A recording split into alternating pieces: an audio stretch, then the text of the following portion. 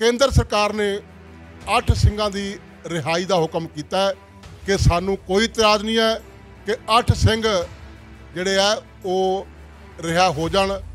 ਸਾਡੇ ਵੱਲੋਂ ਪੂਰੀ ਪਰਮਿਸ਼ਨ ਹੈ। ਪ੍ਰੋਫੈਸਰ ਦਵਿੰਦਰਪਾਲ ਸਿੰਘ ਜੀ ਭੁੱਲਰ, ਇੱਕ ਉਹਨਾਂ ਦਾ ਨਾਮ ਸੀ, 6 ਸਿੰਘ ਰਿਹਾ ਹੋ ਚੁੱਕਿਆ, 2 ਦਾ ਅੜੇਕਾ ਪਤਾ ਨਹੀਂ ਕਿੱਥੇ ਫਸਿਆ ਹੋਇਆ ਹੈ। ਸ਼੍ਰੀ ਅਕਾਲ ਤਖਤ ਸਾਹਿਬ ਦੇ ਜਥੇਦਾਰ ਜੋ ਪੰਥ ਵੱਲੋਂ ਥਾਪੇ ਗਏ ਆ ਲੱਖਾਂ ਲੋਕਾਂ ਵੱਲੋਂ, ਜਥੇਦਾਰ ਜਗਤਾਰ ਸਿੰਘ ਹਵਾਰਾ, ਉਹਨਾਂ ਨੂੰ ਇੱਕ ਤਾਂ ਉਹਨਾਂ ਦੀ ਜ਼ਮਾਨਤ ਔਰ ਦੂਸਰਾ ਉਹਨਾਂ ਨੂੰ ਕਾਰਨ ਕੀ ਹੈ, ਤਿਹਾੜ ਜੇਲ੍ਹ ਜਿਹੜੀ ਹੈ ਉਹ ਕੇਜਰੀਵਾਲ ਸਰਕਾਰ ਦੇ ਅੰਡਰ ਆਉਂਦੀ ਹੈ। ਭਾਈ ਜਗਤਾਰ ਸਿੰਘ ਹਵਾਰਾ ਪੰਜਾਬ ਵਿੱਚ ਸ਼ਿਫਟ ਹੋਣੇ ਚਾਹੀਦੇ ਆ। ਇਸ ਕਰਕੇ ਤੁਸੀਂ ਉਹਨਾਂ ਨੂੰ, ਸਾਡੀ ਜ਼ੋਰਦਾਰ ਮੰਗ ਹੈ ਕਿ ਉਹਨਾਂ ਨੂੰ ਸ਼ਿਫਟ ਕਰੋ, ਪੰਜਾਬ ਭੇਜੋ। ਔਰ ਦੂਸਰਾ ਪ੍ਰੋਫੈਸਰ ਦਵਿੰਦਰਪਾਲ ਸਿੰਘ ਜੀ ਭੁੱਲਰ, ਉਹਨਾਂ ਦੀ ਰਿਹਾਈ ਦਾ ਰਸਤਾ ਸਿੱਧਾ ਹੈ ਔਰ ਭਾਈ ਗੁਰਦੀਪ ਸਿੰਘ ਜੀ ਖਹਿਰਾ ਦਾ ਰਸਤਾ ਸਿੱਧਾ ਹੈ, ਉਹ ਹੋਣਾ ਚਾਹੀਦਾ।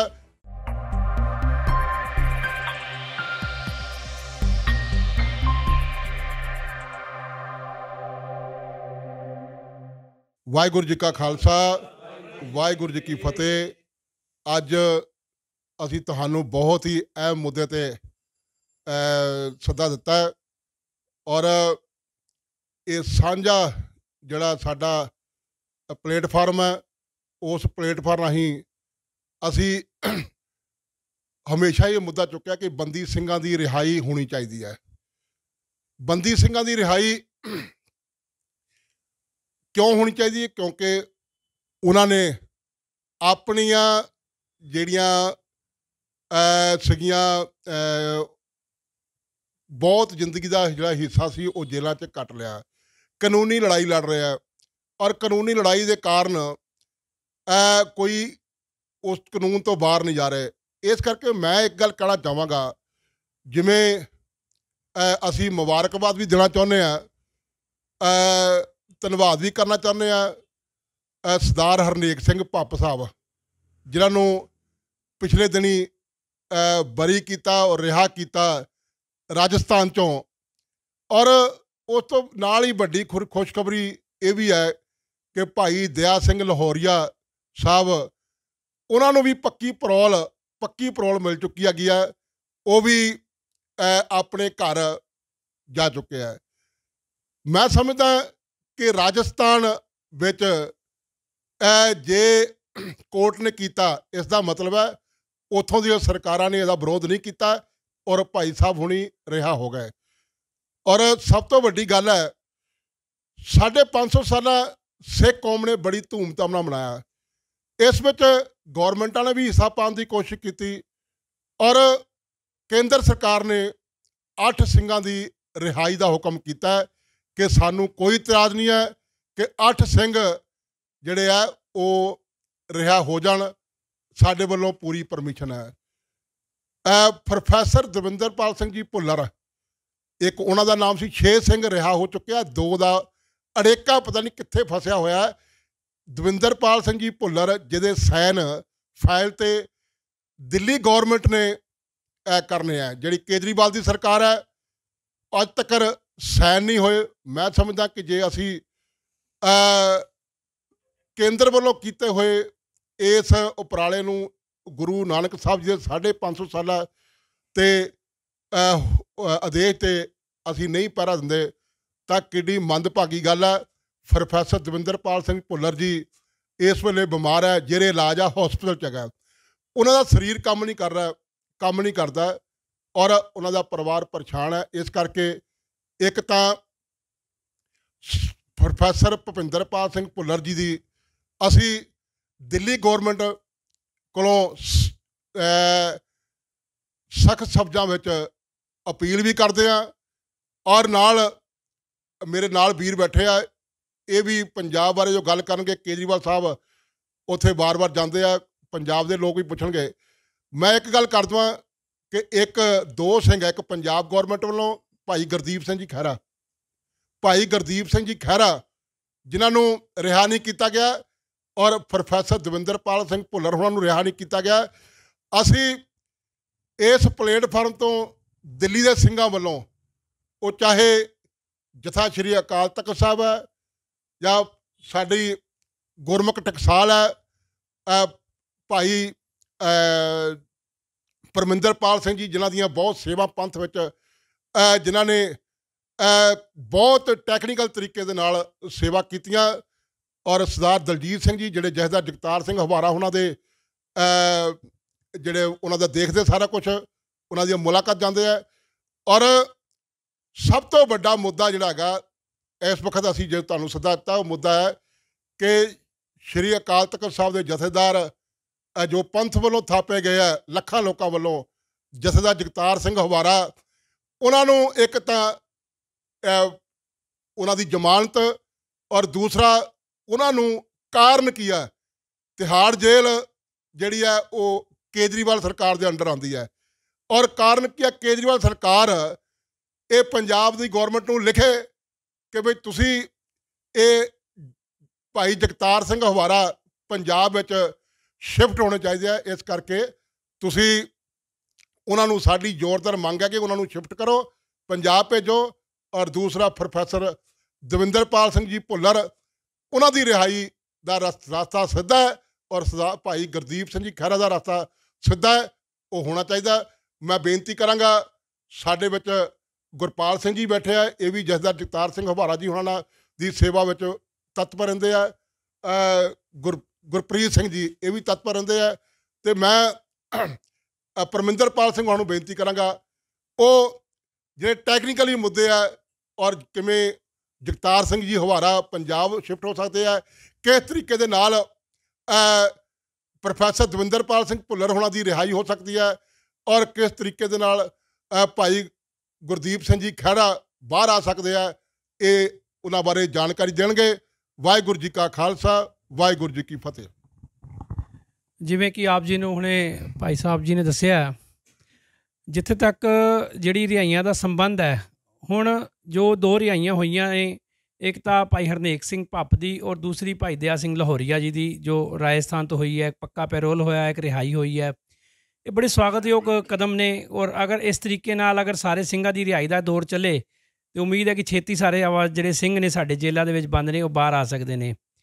ਔਰ ਅਸੀਂ ਖਾਸ ਤੌਰ 'ਤੇ ਬੇਨਤੀ ਕਰਨਾ ਚਾਹਾਂਗੇ, ਦਿੱਲੀ ਦੇ ਵਿੱਚ ਤਿਹਾੜ ਜੇਲ੍ਹ ਦੇ ਵਿੱਚ ਜਿਹੜੇ ਬੰਦੀ ਸਿੰਘ ਨੇ, ਉਹ ਲੰਬੇ ਸਮੇਂ ਤੋਂ ਨਾ ਤਾਂ ਉਹਨਾਂ ਨੂੰ ਪੈਰੋਲ ਮਿਲ ਰਿਹਾ, ਨਾ ਉਹਨਾਂ ਦੀ ਰਿਹਾਈ ਦੇ ਬਾਰੇ ਕੋਈ ਸੋਚਿਆ ਜਾ ਰਿਹਾ, ਨਾ ਉਹਨਾਂ ਦੀ ਸਜ਼ਾ ਮਾਫੀ ਦੇ ਬਾਰੇ ਕੋਈ ਗੱਲ ਹੋ ਰਹੀ ਹੈ।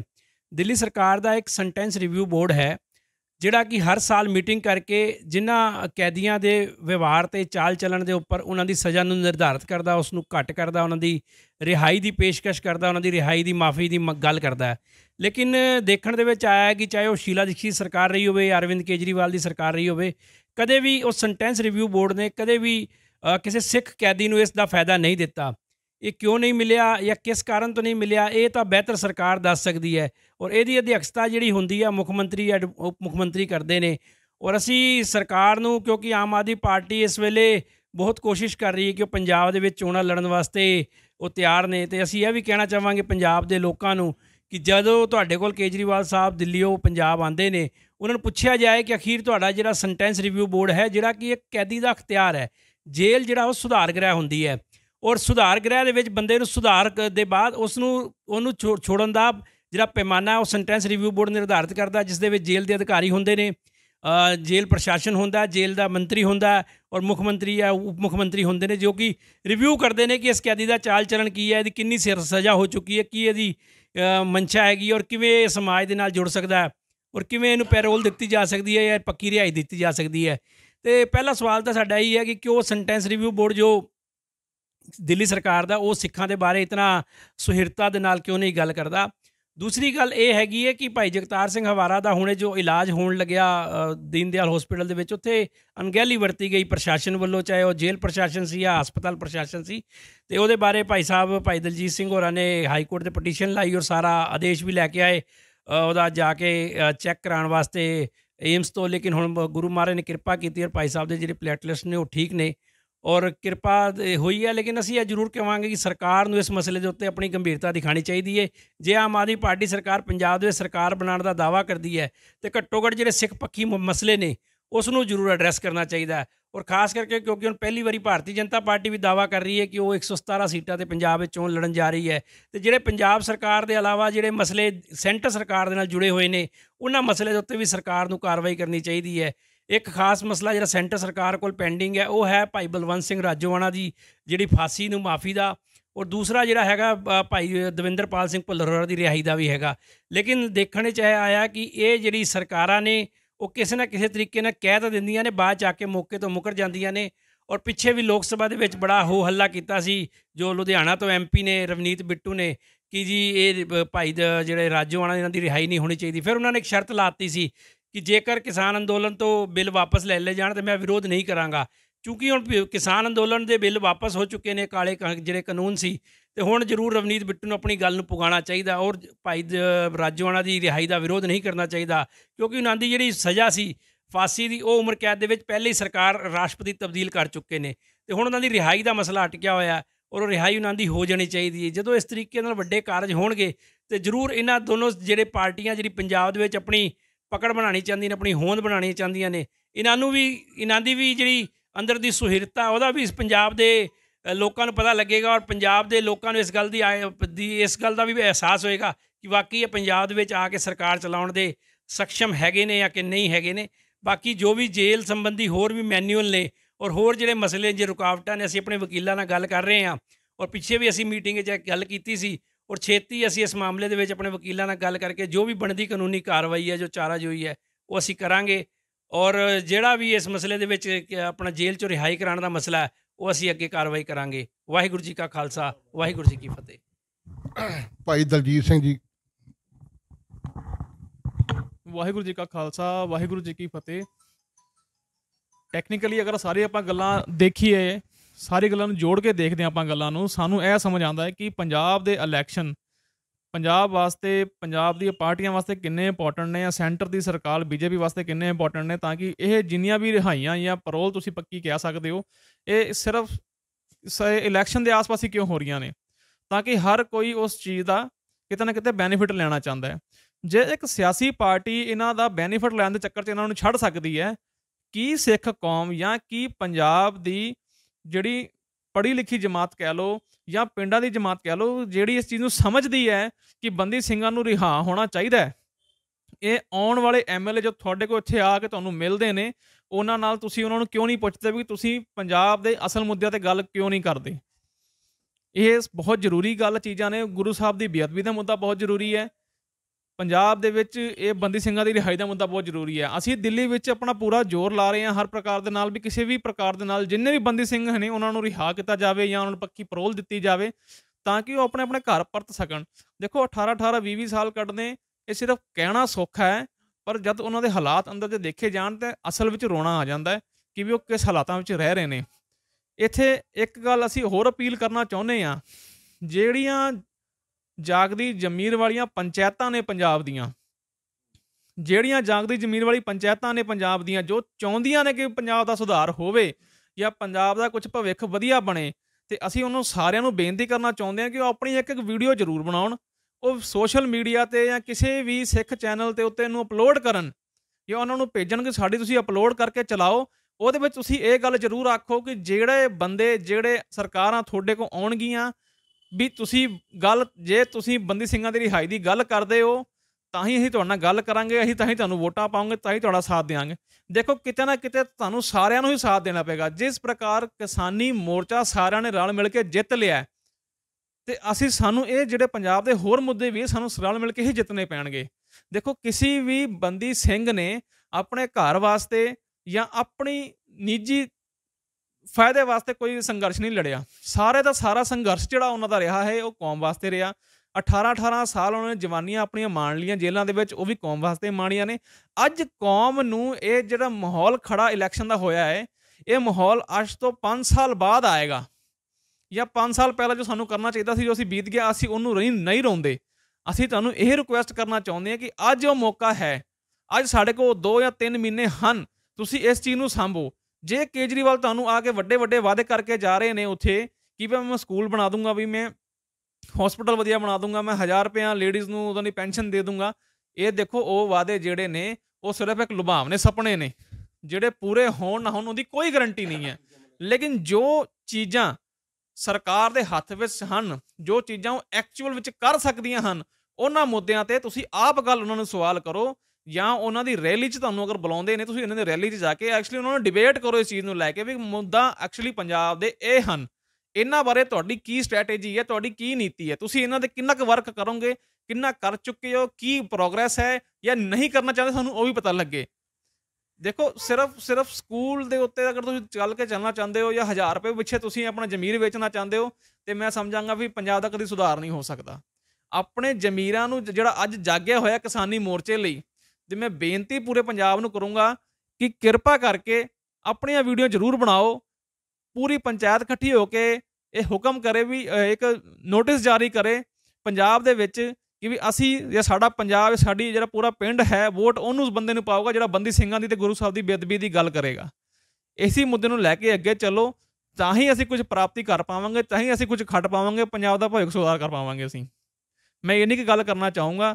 ਇਸ ਤੋਂ ਬਾਅਦ ਮੈਂ ਭਰਾ ਆਪਣੇ ਗੁਰਪਾਲ ਸਿੰਘ ਜੀ ਨੂੰ ਦੇਣਾ ਚਾਹਾਂਗਾ ਕਿ ਉਸ ਗੱਲ ਤੇ ਆਪਣਾ ਵਿਚਾਰ ਰੱਖਣ।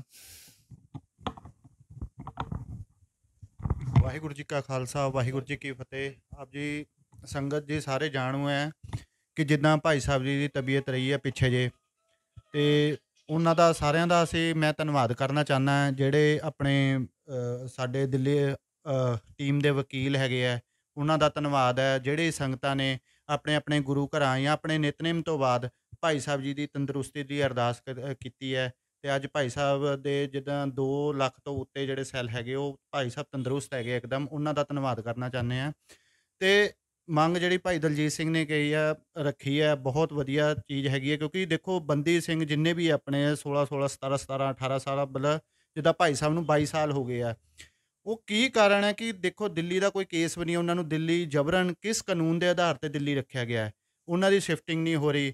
ਪਿੱਛੇ ਜੇ ਤੁਸੀਂ ਦੇਖਿਆ ਹੈਗਾ ਸੋਧਾ ਸਾਧ ਜਿਹੜਾ ਹੁਣੇ ਪਿੱਛੇ ਜੇ ਕੁਛ ਟਾਈਮ ਤੋਂ ਜੇਲ੍ਹ ਗਿਆ, ਉਹਨੂੰ 20 ਸਾਲ ਦੀ ਸਜ਼ਾ ਹੋਈ ਹੈ, ਅਤੇ ਜਿਹੜਾ ਦਿੱਲੀ ਤਿਹਾੜ ਜੇਲ੍ਹ ਹੈ ਕੇਜਰੀਵਾਲ ਜੀ ਦੀ ਉੱਤੇ ਆ ਰਿਹਾ, ਅਧੀਨ ਆ ਰਿਹਾ, ਅਤੇ ਸੋਧਾ ਸਾਧ ਨੂੰ 2 ਵਾਰੀ ਪੈਰੋਲ ਮਿਲ ਚੁੱਕੀ ਹੈ ਉਹਨਾਂ ਦੀ ਜਦੋਂ ਮਾਤਾ ਜੀ ਦੀ ਤਬੀਅਤ ਖਰਾਬ ਸੀ। ਅਤੇ ਜਗਤਾਰ ਸਿੰਘ ਹਵਾਰਾ ਜੀ ਜੋ ਪਿੱਛੇ 23-24 ਸਾਲਾਂ ਤੋਂ ਜੇਲ੍ਹ ਦੇ ਵਿੱਚ ਆ, ਉਹਨਾਂ ਨੂੰ 1 ਦਿਨ ਦੀ ਪੈਰੋਲ ਨਹੀਂ ਮਿਲੀ। ਇਸ ਚੀਜ਼ ਸਿੱਖ ਸੰਗਤ ਨੂੰ ਇਹ ਚੀਜ਼ਾਂ ਦੇਖਣੀਆਂ ਚਾਹੀਦੀਆਂ। ਜੋ ਜਿੱਥੇ ਜਿੱਥੇ ਇਲੈਕਸ਼ਨ ਆ ਰਹੇ ਆ, ਤੁਹਾਡੇ ਤੋਂ ਵੋਟ ਮੰਗਣ ਆਉਂਦੇ ਆ, ਉਹਨਾਂ ਨੂੰ ਇਹ ਚੀਜ਼ ਰੱਖੋ ਕਿ ਇਹ ਜਿਹੜਾ ਕਾਨੂੰਨ ਹੈ ਉਹ ਸਿੱਖਾਂ ਤੋਂ ਵੱਖਰਾ ਹੋ ਕੇ ਕਿਉਂ ਚੱਲਦਾ ਹੈ। ਇੱਕ ਬਲਾਤਕਾਰੀ ਹੈ, ਇੱਕ ਕਾਤਿਲ ਹੈ, ਇਹ ਜਗਤਾਰ ਸਿੰਘ ਹਵਾਰਾ ਜੀ ਹੋਣ, ਹੋਰ ਵੀ ਜਿੰਨੇ ਬੰਦੀ ਸਿੰਘ ਆ, ਜੇ ਤੁਹਾਨੂੰ ਪਤਾ ਚੱਲੇ ਕਿ 94 ਤੋਂ ਪਹਿਲਾਂ ਕੀ ਮਾਹੌਲ ਸੀਗਾ ਪੰਜਾਬ ਦਾ, ਜੇ ਉਹਨਾਂ ਦਾ ਵੱਧ ਨਾ ਕਰਦੇ, ਬੇਅੰਤੇ ਬੁੱਚੜ ਦਾ ਵੱਧ ਨਾ ਕੀਤਾ ਹੁੰਦਾ, ਅਤੇ ਪੰਜਾਬ ਦੀ ਅਮਨ ਸ਼ਾਂਤੀ ਜਿੱਦਾਂ ਹੀ ਉਹਨਾਂ ਦਾ ਵੱਧ ਕੀਤਾ, ਇੱਕਦਮ ਪੰਜਾਬ ਦੀ ਅਮਨ ਸ਼ਾਂਤੀ ਬਹਾਲ ਹੋਈ। ਇਹਨਾਂ ਨੇ ਆਪਣੀਆਂ ਕੁਰਬਾਨੀਆਂ ਕੀਤੀਆਂ, ਸਿੱਖ ਹਿੰਦੂ ਏਕਤਾ ਨੂੰ ਅੱਗੇ ਰੱਖਿਆ, ਕਿਉਂਕਿ ਪਹਿਲਾਂ ਹਿੰਦੂ ਵੀਰਾਂ ਨੂੰ ਵੀ ਬੱਸਾਂ 'ਚੋਂ ਕੱਢ ਕੇ ਕਾਫੀ ਮਾਰਿਆ ਜਾਂਦਾ ਸੀਗਾ। ਇਹ ਚੀਜ਼ ਇੱਕਦਮ ਚੀਜ਼ ਬੰਦ ਹੋਈ। ਇਹ ਸਭ ਐਕਸ਼ਨ ਕਿੱਥੋਂ ਚੱਲਿਆ, ਕਿੱਥੇ ਖ਼ਤਮ ਹੋਇਆ, ਇਹ ਸਭ ਆਪਾਂ ਜਿੰਨੀ ਵੀ ਪਬਲਿਕ ਹੈ, ਜਿੰਨੀ ਸੰਗਤ ਹੈਗੀ ਹੈ, ਸਭ ਜਾਣਦੇ ਹਾਂ। ਅਸੀਂ ਸਿਰਫ ਇੱਕੋ ਹੀ ਮੰਗ ਰੱਖਣਾ ਚਾਹੁੰਦੇ ਹਾਂ ਕਿ ਜਿੱਥੇ ਬੰਦੀ ਸਿੰਘਾਂ ਦੀ ਰਿਹਾਈ ਦੀ ਗੱਲ ਆ ਜਾਂਦੀ ਹੈ, ਉੱਥੇ ਆਪਣੇ ਬੰਦੇ ਵੀ ਕਿਉਂ ਚੁੱਪ ਕਰ ਜਾਂਦੇ ਆ।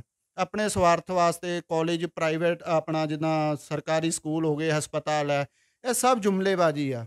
ਸਾਨੂੰ ਘੱਟੋ ਘੱਟ ਇੱਕ ਮੰਗ ਤਾਂ ਰੱਖਣੀ ਚਾਹੀਦੀ ਹੈ, ਜਿਹੜੇ ਬੰਦਿਆਂ ਨੇ ਕੌਮ ਵਾਸਤੇ ਇੰਨੀਆਂ ਸ਼ਹਾਦਤਾਂ ਦਿੱਤੀਆਂ, ਆਪਣੀਆਂ ਜਵਾਨੀਆਂ ਗਾਲਤੀਆਂ ਜੇਲ੍ਹਾਂ ਦੇ ਵਿੱਚ, ਕਈ ਦਿਨ ਦੇ ਸੂਰਜ ਨਹੀਂ ਦੇਖੇ, ਉਹਨਾਂ ਵਾਸਤੇ ਕੀ ਅਸੀਂ ਕੁਛ ਵੀ ਨਹੀਂ ਕਰ ਸਕਦੇ। ਘੱਟੋ ਘੱਟ ਇੱਕ ਮੰਗ ਤਾਂ ਰੱਖ ਸਕਦੇ ਹਾਂ, ਜਿੱਦਾਂ ਭਾਈ ਜਗਤਾਰ ਸਿੰਘ ਹਵਾਰਾ ਜੀ ਦੀ ਕੋਈ ਇੱਥੇ ਦਿੱਲੀ 'ਚ ਕੇਸ ਨਹੀਂ ਹੈ, ਕੋਈ ਕੁਛ ਨਹੀਂ ਹੈ, ਉਹਨਾਂ ਨੂੰ ਪੰਜਾਬ ਸ਼ਿਫਟਿੰਗ ਕੀਤੀ ਜਾਏ, ਉਹਨਾਂ ਦੀ ਜ਼ਮਾਨਤ 'ਤੇ ਗੱਲ ਕੀਤੀ ਜਾਏ, ਉਹਨਾਂ ਦੀ ਪੈਰੋਲ 'ਤੇ ਗੱਲ ਕੀਤੀ ਜਾਵੇ। ਇਹੀ ਸਾਡੇ ਸੰਗਤ ਨੂੰ ਅਸੀਂ ਮੈਸੇਜ ਦੇਣਾ ਚਾਹੁੰਦੇ ਹਾਂ ਜੀ। ਵਾਹਿਗੁਰੂ ਜੀ ਕਾ ਖਾਲਸਾ, ਵਾਹਿਗੁਰੂ ਜੀ ਕੀ ਫਤਿਹ।